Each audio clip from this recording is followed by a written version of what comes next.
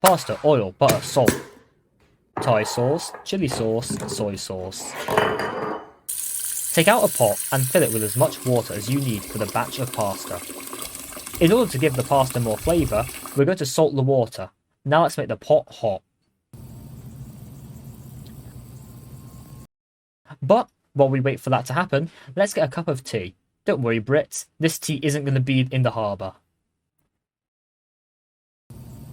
Now we take our pasta and put it into the boiling water.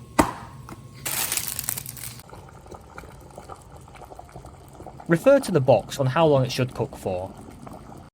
Once it's done cooking, strain the water, take out a pan, as this is where the rest of the cooking will happen.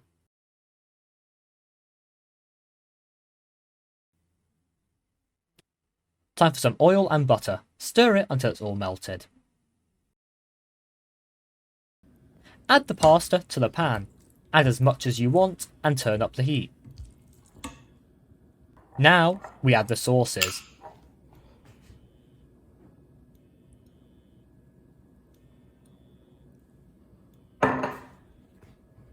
Stir it all together with the pasta. That sizzle sounds great. Almost as great as the American victory at Yorktown.